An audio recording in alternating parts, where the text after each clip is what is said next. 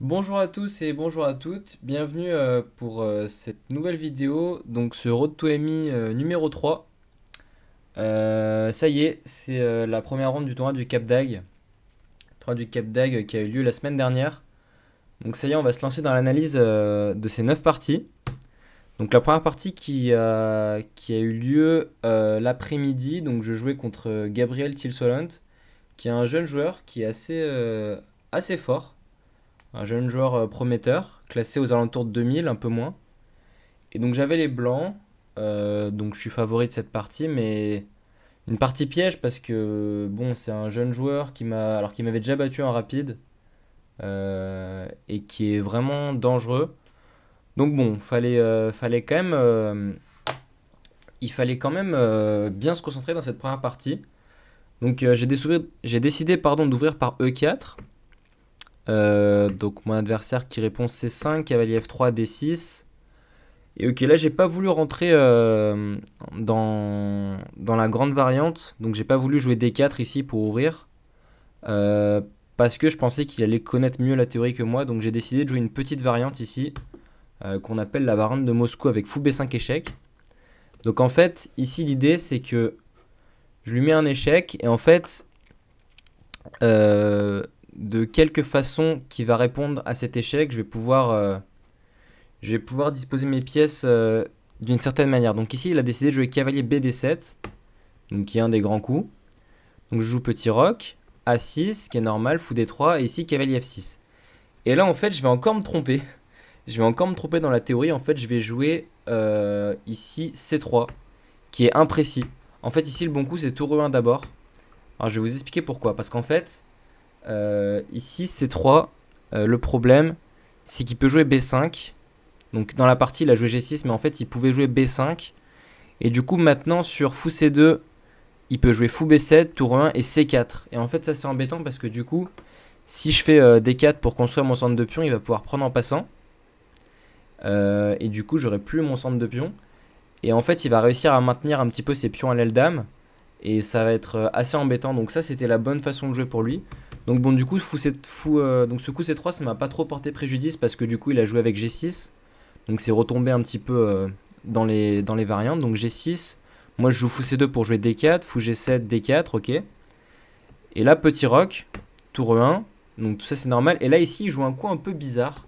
Il joue E6. Alors ici, je me suis tout de suite dit, E6 c'est bizarre parce que ça va laisser la case D6, ici on voit sans protection. Donc j'ai tout de suite essayé d'en profiter avec fou F4, donc qui était le bon coup ici. Donc ici en fait il joue quasiment le seul coup. Parce qu'en fait, on voit que c'est pas facile de défendre ce pion D6. Par exemple, s'il avait joué Dame E7 ici, bah, j'aurais directement eu pion prend C5 suivi de fou D6. Donc, du coup, en fait, il a joué Dame B6 qui est le bon coup. Et ici, j'ai pas bien joué. Alors, j'ai joué B3 pour défendre le pion. Mais ici, j'avais beaucoup plus fort en fait. Dans la partie, j'avais envisagé cavalier BD2. Mais j'aimais pas ce qui se passait après Dame prend B2. Disons cavalier C4, dame prend C3. Et en fait, j'avais l'impression qu'il récupérait un petit peu les pions et que j'arrivais pas à enfermer sa dame. Mais en fait, j'ai raté tout simplement que sur cavalier BD2, après dame prend B2, je pouvais simplement faire fou prend D6, tour bouge et pion prend C5. Suivi par exemple de dame prend C3, tour C1. Et j'ai même pas de pion de moins pour toute l'activité que j'ai sur la colonne C, sur la dame C3 qui est un peu exposée. Donc ça, c'était beaucoup mieux à faire. Donc du coup, j'ai joué B3 qui est un peu modeste. Donc là, la position repasse à égal. Alors que j'étais censé avoir l'avantage après cavalier BD2. Donc ici, il joue une bonne suite de coups. Il joue C prend D4, C prend D4 et cavalier H5. Donc moi, je joue simplement fou E3 pour replacer le fou vis-à-vis de la dame. Il recule la dame, logique. Moi, je joue fou D3 pour ensuite développer les pièces avec cavalier BD2, tour C1, etc. Peut-être dame D2, même cavalier C3 et tour C1. Ici, il joue B5. Et ici, voilà, je joue dame D2. Mais j'ai raté une opportunité ici de prendre un petit avantage. Dame D2 c'est normal, hein, je jouais cavalier C3 et tour C1, finir le développement. Mais j'ai raté en fait ici A4. Qui est assez fort parce que en fait l'idée c'est que je vais déstabiliser le pion B5. Et bon, s'il prend A4, je prendrai sûrement de la tour avec le pion A6 qui est faible. Et en fait s'il fait B4, je peux jouer cavalier D2 avec la très forte case en C4 qui va se libérer. Disons par exemple fou B7, tour C1, dame B8 et dame E2. Et en fait cette position elle est vraiment mieux pour les blancs parce que j'ai le centre, le pion A6 qui est un peu visé, la case C4 qui est disponible pour mon cavalier, la colonne C, le cavalier en H5 un peu excentré. Donc ici j'étais vraiment mieux avec les blancs. Mais du coup j'ai pas joué sur A4, j'ai joué dame D2, bon qui est pas mauvais non plus. Il joue tour E8 et en fait ici il a déjà raté l'opportunité d'égaliser complètement ici avec les noirs. En fait il devait jouer F5. Alors F5 qui est un coup pas facile à jouer hein, parce que ça affaiblit pas mal. Mais en fait c'est assez logique, il veut jouer F4 pour enfermer le fou. Et donc ici voilà la bonne réaction c'était de prendre F5, j'ai pris F5 et A4. Alors avec la petite astuce tactique qui peut pas enfermer mon fou en fait. Parce que là on peut se dire, là les noirs peuvent jouer F4, enferme le fou. Mais en fait il y a dame C1, petit coup intermédiaire. Donc s'il prend la dame je reprends évidemment du fou. Et s'il bouge la dame là du coup je vais avoir fou D2. Et la partie elle peut continuer par exemple fou B7, dame D1 avec le petit vis-à-vis sur le cavalier. Et ici les blancs sont légèrement mieux. Bon ce serait à approfondir. Il y a quand même le pion D4 qui peut traîner. Mais voilà on voit que ce cavalier H5 est mal placé. La structure là qui est un peu faible. Donc bon c'était une suite possible. Mais il n'a pas joué F5, il a joué tour E8. Et donc ici c'est déjà avantage blanc. Donc je développe mon cavalier, cavalier C3, très logique. Fou B7. Et là A4, ça y est j'envoie le A4. A4 qui est vraiment le coup clé dans cette position, on va voir. Donc il joue B4, logique. Maintenant je fais cavalier D1 avec l'idée de replacer le cavalier vers B2 et vers C4. Et tout en attaquant le pion B4. Donc ici il le défend avec... Ah non il le défend pas ici. Ici je joue cavalier F6. Alors ici c'est le premier coup que je me suis dit ok, cavalier F6 c'est bizarre. Parce qu'en fait du coup son cavalier en H5 il peut plus revenir en F6 parce que l'autre cavalier occupe la place. Et il peut pas revenir en G7. Donc en fait ici je vais avoir des thèmes d'enfermement de cavalier. Mais bon pour l'instant tactiquement ça tient parce qu'il menace le pion E4 et je peux pas prendre le pion B4. Donc ici je joue simplement tour C1 attaque la dame. Dame D7 et fou G5. Donc je défends du coup mon pion E4. Oula pardon. Je défends du coup mon pion E4 avec les deux pièces. Et du coup je l'invite un peu à faire H6. Comme ça. Non j'invite pas à faire H6, j'aurais fou prend H6. Mais ce que je veux dire c'est que voilà j'installe le fou en G5. Il peut pas faire H6 du coup. Et là ma position j'ai l'impression qu'elle est à peu près stable. Donc ici il joue tour B8. Alors il avait un coup ici qu'il a raté. C'est fou prend E4. En fait sur fou prend E4. Fou prend E4. Ah non mince. Qu'est-ce que je raconte? Oula. Non bon désolé j'ai dit n'importe quoi. Ok j'ai vu 2 variantes je me suis confondu. Non ici il joue tour B8. Il a rien raté du tout désolé.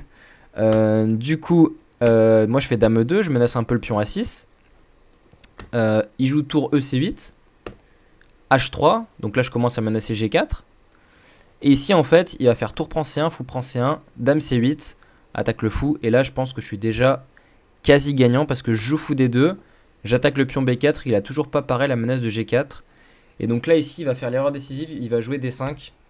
Donc D5 qui va perdre son cavalier. En fait il aurait tout simplement dû jouer fou F8 avec l'idée bon sur G4 de faire cavalier G7.